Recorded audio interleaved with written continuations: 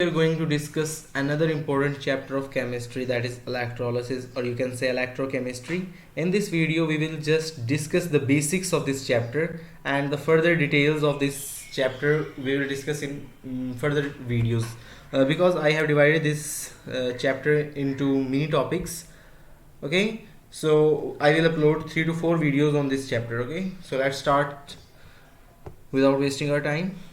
Firstly, you have to know what is electrolysis. Here is the definition, and we will discuss this in detail later in this chapter. Okay, now here you are going to be just familiar with this term. What is electrochemistry?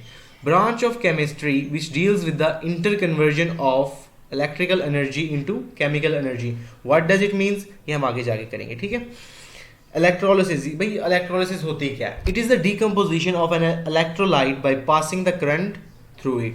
What is decomposition? ये हमने पहले भी एक chapter पढ़ा है, उसके अंदर हमने डीकम्पोजिशन, एडिशन और न्यूट्रलाइजेशन, कंबस्टन, ये सारे रिएक्शंस हमने पढ़े थे. बेसिकली यहाँ पे मैं आपको थोड़ा सा रिकैप कर देता हूँ कि डीकम्पोजिशन क्या था. फर्ज करें, for example we have a compound that is NaCl. Now if I will pass current through it, it will separate, it will decompose Na and Cl.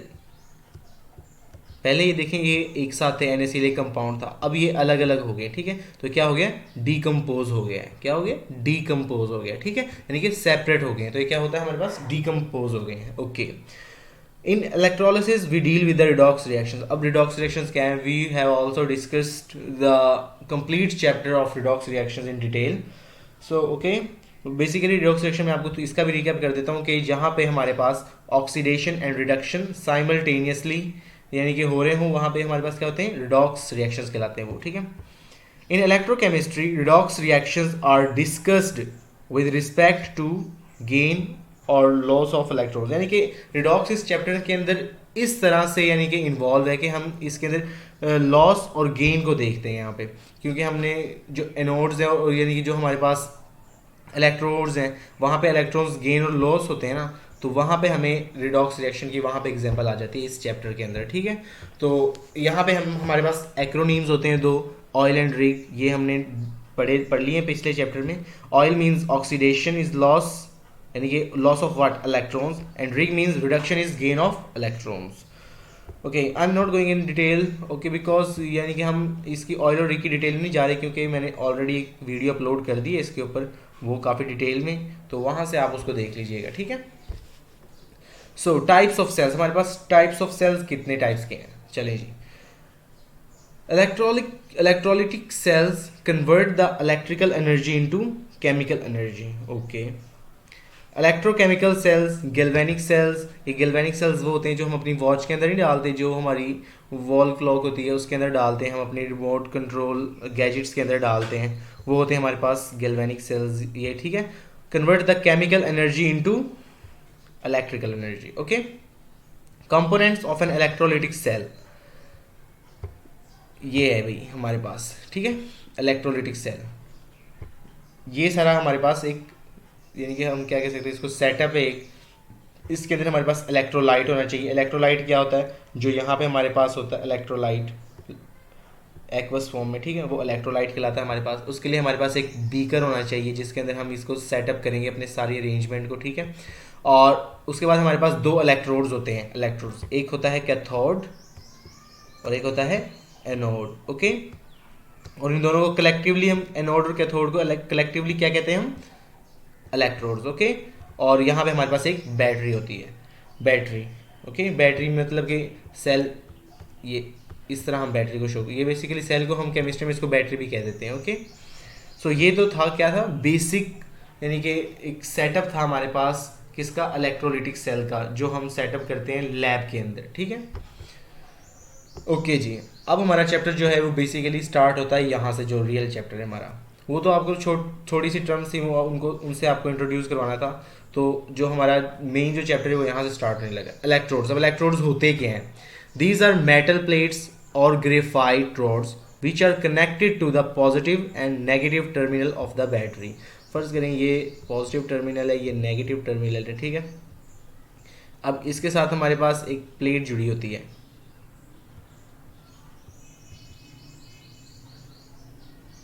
और एक इसके साथ जुड़ी होती है, ठीक है। अब आगे देखें, anode, it is an electrode which is connected to the positive. अब जो पॉजिटिव के साथ कनेक्टेड होगा ना, हमेशा पॉजिटिव के साथ जो प्लेट कनेक्टेड होगी उसको हम क्या कहेंगे, एनोड, ठीक है, एनोड, ठीक है। और जो हमारे पास कैथोड होगा, कैथोड क्या है हमारे पास, it is an electrode which is connected to the negative terminal of the battery. जो प्लेट हमारे पास नेगेटिव टर्मिनल के साथ कनेक्टेड होगी वो हमारे पास क्या कहलाएगी, कैथोड। क्या होगी, कैथोड, ओके, कैथोड, ओके जी। इधर मैं दोबारा रिवाइज कर देता हूँ कि जो पॉजिटिव टर्मिनल के साथ, जो पॉजिटिव साइन के साथ हमारे पास प्लेट होती है उसको हम क्या कहते हैं, एनोड कहते हैं। और जो हमारे पास नेगेटिव टर्मिनल के साथ होती है उसको हम क्या कहते हैं, cathode, okay. Moving forward, electrolyte क्या होता है, जैसा कि मैंने आपको बताया कि ये जो एक्वस सॉल्यूशन होता है यहाँ पे ये होता है electrolyte. It is a substance which allows the electric current to pass through it when it is present in molten और इन एक्वस फॉर्म। यानी कि ये ऐसा सब्सटेंस है जो यहाँ पे होता है। फर्ज कर लें यहाँ पे एज ए एग्जांपल हम लेते हैं NaCl, ठीक है। NaCl सॉलिड नहीं होना चाहिए यहाँ पे, क्योंकि सॉलिड के अंदर तो फ्री आयंस होते ही नहीं है, तो ये डिकम्पोज करेगा ही नहीं उनको, यानी कि ये तो एज ए सॉल्वेंट हमारे पास यहाँ पे काम कर रहा है ना। तो देखो यहाँ पे हमारे पास क्या होना चाहिए, या तो एक्वस होना चाहिए या हमारे पास सॉल्वेंट फॉर्म में, एक्वस फॉर्म में होना चाहिए, ठीक है, ताकि उसके अंदर आयंस आ सकें। सॉलिड में नहीं होना चाहिए, और ना ही कोई ऐसा यहाँ पे हमारे पास हमने सब्सटेंस लेना जो इनसोल्यूबल हो, ठीक है, ओके जी। Ionic compounds, for example ionic compounds और एसिड। एसिड तो हमने पीछे पढ़ लिया कि एसिड सारे ही वाटर सोल्यूबल होते हैं, acid, all the acids are soluble in water. और ionic compounds like NaCl, MgCl2 etc. Okay, now non-electrolyte, it is a substance which does not allow the electric current to pass through it when it is present in molten or in aqueous form, ठीक है भाई। अब electrolyte तो हमारे पास वो था ना कि जिसके अंदर से इलेक्ट्रिक करंट पास हो जाता है, तो नॉन इलेक्ट्रिक क्या होने, नॉन इलेक्ट्रोलाइट क्या होगा, जिसके अंदर से हमारे पास करंट पास नहीं करता, ओके जी। Non electrolyte have no free moving ions, okay, इनके पास फ्री मूविंग आयंस नहीं होते, इसलिए ये इलेक्ट्रिसिटी कंडक्ट नहीं करते, ओके। सिंपल सा कॉन्सेप्ट है, कोई इतनी लॉजिक यानी कि इसके अंदर कोई इतनी कोई रॉकेट साइंस नहीं है। आगे हमारे पास कैटाइंस आ जाते हैं। अब देखो Na ये है हमारे पास, फर्ज करें ये हमारे पास Na ये है, ठीक है, इसके ऊपर हमारे पास पॉजिटिव चार्ज होता है, ये तो हमें पता है क्योंकि बेसिक सी बात है, ग्रुप 1 के अंदर है, इसलिए इसके ऊपर पॉजिटिव 1 चार्ज होता है, ठीक है। तो जिनके ऊपर हमारे पास पॉजिटिव चार्ज होता है वो क्या कहलाते हैं हमारे पास, उनको हम क्या कहते हैं, उनको हम कहते हैं कैटाइंस। क्या कहते हैं, कैटाइंस, ओके। अभी मैं आपको इंट्रोड्यूस करवा रहा हूँ सिर्फ टर्म्स को, आगे जाके हम कनेक्ट करेंगे इनको, जैसे हमने वो ऑपरेटर्स किया था वहाँ पे हम कैथोड के ऊपर क्या जाता है, एनोड के ऊपर क्या जाता है, इस तरह हम अभी डिटेल में करेंगे। अभी तो सिर्फ आपको यानी कि इंट्रोडक्शन दे रहे हैं चैप्टर का, ठीक है। Positively charged ions which move towards the cathode during the process of electrolysis, ठीक है। पॉजिटिव आयंस, जो पॉजिटिवली चार्ज्ड आयंस होते हैं उनको हम क्या कहते हैं, कैटाइंस। क्या कहते हैं, cations, okay. Now anions, negatively charge, negative, ठीक है, ये नेगेटिव को VE से लिखा हुआ है, नेगेटिव, और यहाँ पे negative charge ions which move towards the anode during the process of electrolysis. Anions वो होते हैं, फर्ज करें for example Cl negative, F negative, और you can take any other example like Br negative. These are all what, anions. Simple concept है, देखें cations positively charge जो ions होते हैं, पॉजिटिवली चार्ज आयंस, वो कोई भी हो, पॉजिटिवली चार्ज आयन हो कोई भी, उसको हम कहते हैं कैटाइन। और जो नेगेटिवली चार्ज आयन कोई भी हो हम उसको क्या कहते हैं, एनाइन, ओके। नाउ कंडक्टर्स, ये तो सिंपल से एग्जांपल है, हम 3-4 स्टेप से पढ़ते आ रहे हैं कि कंडक्टर्स और नॉन कंडक्टर्स क्या होते हैं। Conductors, a substance which conducts electric current but remains chemically unchange during the conduction is known as conductor. मतलब कि फर्ज करें हमारे पास मेटल है, ठीक है, अब मैं आपको बताने लगा हूँ कि इस डेफिनेशन का मतलब क्या है, इस जो लिखा हुआ है, ठीक है। मेटल है, ये इलेक्ट्रिसिटी कंडक्ट करता है, ठीक है। कंडक्ट यानी कि जब इलेक्ट्रिसिटी कंडक्ट करता है, ये आयरन से, जो ये मेटल से प्लास्टिक तो नहीं ना बन जाता, बनता है नहीं ना बनता, मेटल ही रहता है ना कंडक्ट करने के बाद भी, तो केमिकली अनचेंज्ड रहता है, ठीक है। तो इसका मतलब क्या हुआ, ये हमारे पास ऐसे सब्सटेंस क्या होते हैं, कंडक्टर्स होते हैं। और यहाँ पे एग्जांपल्स दी हुई हैं, कॉपर, सिल्वर, जिंक एटसेट्रा, ठीक है। और ये कंडक्ट क्यों करते हैं ये भी सबको पता है, क्योंकि इनके पास फ्री मूविंग इलेक्ट्रॉन्स होते हैं। Okay, non conductors, a substance which does not allow the electric current, यानी कि सिंपल सी बात है, जिसके अंदर से करंट पास नहीं हो सकता, वो क्या कहलाते हैं, नॉन कंडक्टर्स। और नॉन कंडक्टर्स क्यों नहीं कंडक्ट करते इलेक्ट्रिसिटी, क्योंकि उनके पास फ्री मूविंग इलेक्ट्रॉन्स नहीं होते, सारे के सारे जो उनके पास इलेक्ट्रॉन्स होते हैं वो बॉन्डिंग के अंदर यूज हो जाते हैं, ठीक है। Okay, metals conduct the electric current in molten और in solid state. Metals conduct electric current without decomposition. ये फैक्ट्स हैं कुछ, आपको ये याद रखने हैं, ठीक है। आगे अब स्ट्रॉन्ग इलेक्ट्रोलाइट क्या है हमारे पास, चलिए ये देख लेते हैं। It is a substance which is fully ionised in an aqueous solution and allows the electric current to pass in full extent. Examples: strong acid, strong alkalis and aqueous solutions. चलिए जी अब देख लेते हैं स्ट्रॉन्ग एसिड्स हमारे पास क्या हैं। Basically जो एसिड्स और ये जो हमारे पास स्ट्रॉन्ग एसिड्स वाला चैप्टर है, ये हम जाके पढ़ेंगे एसिड बेसिस वाले चैप्टर में। वहाँ पे हम कंप्लीटली डिस्कस करेंगे कि हम कैसे पता करते हैं कि ये हमारे पास स्ट्रॉन्ग एसिड है, हमें कैसे पता चलता है कि हमारे पास स्ट्रॉन्ग एल्कली है, कैसे पता चलता है कि स्ट्रॉन्ग बेस है। तो वहाँ पे जाके हम ये सारा पढ़ेंगे, ठीक है, कि कौन से स्ट्रॉन्ग एसिड्स हैं और फुली आयोनाइजेशन क्या होती है, पार्शियली आयोनाइजेशन क्या होती है, ठीक है। यहाँ पे तो जस्ट आपको एक याद रखना है, ठीक है। तो देखें H2SO4 ये फुली आयोनाइज हो जाता है वाटर के अंदर, इसलिए ये क्या है, स्ट्रॉन्ग इलेक्ट्रोलाइट है। एसिड तो मैंने अभी आपको पहले भी बताया और पिछले लेक्चर में बताया हुआ है कि जो सारे एसिड्स हैं वो क्या हैं, वाटर सॉल्यूबल हैं, ओके। और आयनिक कंपाउंड्स भी मोस्टली। चलिए जी अब, और इनके लिए तो जो हाइड्रोक्साइड्स हैं इनके लिए तो एक रूल है। ये रूल क्या है, ग्रुप 1 के हाइड्रोक्साइड्स सारे सोल्यूबल है ग्रुप 1 के, ग्रुप 2 के सारे सोल्यूबल नहीं है, सिर्फ CaSr एंड Ba, मतलब कैल्शियम, स्ट्रोंशियम एंड बेरियम।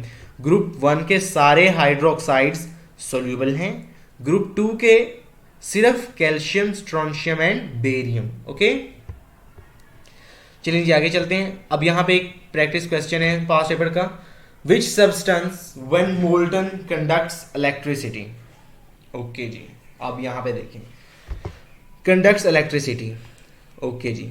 बाइटोमेन जिससे हम सड़क बनाते हैं वो तो वैसे ही इनसोल्यूबल है, इसको कर देते हैं क्रॉस, हो ही नहीं सकता, ठीक है।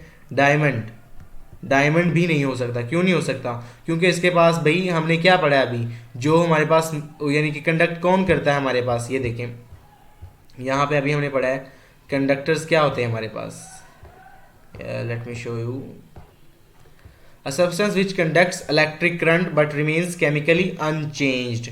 तो डायमंड, डायमंड हमारे पास हमने पढ़ा हुआ पीछे, डायमंड इलेक्ट्रिसिटी कंडक्ट नहीं कर सकता, ठीक है। सैंड, सैंड भी इलेक्ट्रिसिटी कंडक्ट नहीं कर सकता। तो सीजियम व्हेन मोल्टन, उसने साथ में कंडीशन भी रखी है व्हेन मोल्टन, ठीक है, व्हेन मोल्टन। तो ये सीजियम आयोडाइड, सीजियम आयोडाइड हमारे पास क्या है, ये हमारे पास एक आयोनिक कंपाउंड है, ठीक है। क्या है, आयोनिक कंपाउंड है। और आयोनिक कंपाउंड का हमने क्या पढ़ा है, जब हम इनको मेल्ट करते हैं तो ये डिकम्पोज हो जाते हैं, ओके। जब इनको मेल्ट करते हैं तो क्या होते हैं, ये डिकम्पोज हो जाए, डिकम्पोज होने के बाद ये सीजियम अलग हो जाएगा और आयोडाइड अलग हो जाएगा और ये आयोनाइज्ड हो जाएंगे। जब ये आयोनाइज हो जाएंगे तो ये क्या होगा, इलेक्ट्रिसिटी कंडक्ट हो जाएगी। तो इसके अंदर सिर्फ यही एक कॉन्सेप्ट था कि आयोनिक कंपाउंड जो है वो मोल्टन फॉर्म के अंदर कंडक्ट करते हैं इलेक्ट्रिसिटी। ये डायमंड तो वैसे ही नॉन मेटल है, ठीक है, ये कर ही नहीं सकता क्योंकि कोवलेंट कंपाउंड है, ये भी कोवलेंट है, और ये तो वैसे ही हम सड़क बनाने में यूज़ करते हैं, तो इसका तो होगा ही नहीं कुछ भी। तो सीजियम आयोडाइड आयोनिक कंपाउंड, ठीक है, ये इसका आंसर है। Now moving forward, weak electrolyte क्या होते हैं? स्ट्रॉन्ग इलेक्ट्रोलाइट तो हमने पढ़ लिए, strong acids, strong bases, strong alkalis, वो हमारे पास क्या है? Strong electrolyte. सिमिलरली उसके ऑपोजिट जो है वो वीक इलेक्ट्रोलाइट है। It is substance which is partially ionise, मतलब ये कंप्लीटली आयोनाइज नहीं होता। और जैसा कि मैंने आपको बताया कि पार्शियली आयोनाइजेशन, कंप्लीट आयोनाइजेशन, और हमें पता कैसे चलता है कि स्ट्रॉन्ग एसिड है, स्ट्रॉन्ग बेस है, वीक एसिड है या वीक बेस है, ये किस तरह पता चलता है? ये हम किस में करेंगे? एसिड बेसिस वाले चैप्टर में, ठीक है। वहाँ पे हम ये डिटेल से करेंगे, क्योंकि इस चैप्टर के अंदर तो ये बिल्कुल इरेलीवेंट है। थोड़ा सा इसका कॉन्सेप्ट है, अगर मैंने वो बताना शुरू कर दिया तो वीडियो काफ़ी बड़ी हो जाएगी और लेक्चर यानी कि चैप्टर फिर ये काफ़ी बड़ा हो जाएगा, इसके अंदर ये एसिड बेसिस आ जाएगा। तो इसलिए हम ये वाली सारी चीज़ें किस में करेंगे? एसिड बेसिस में। It is a substance which is partially ionized in an aqueous solution and allows the electric current to pass in less extent. Examples क्या है इसकी? Weak acids, weak alkalis या bases। दो भाई ये मशहूर ज़माना जो हमारे पास एग्जाम्पल है, क्या है ये?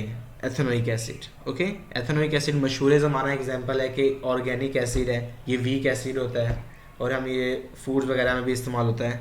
और अमोनियम हाइड्रोक्साइड, अमोनियम हाइड्रोक्साइड ये भी हमारे पास एक वीक बेस है। बेसिकली ये क्या है? पार्शियली आयोनाइजेशन है, ये पार्शियली आयोनाइज होती है। ओके जी, for the working of an electrolytic cell following condition must be fulfilled.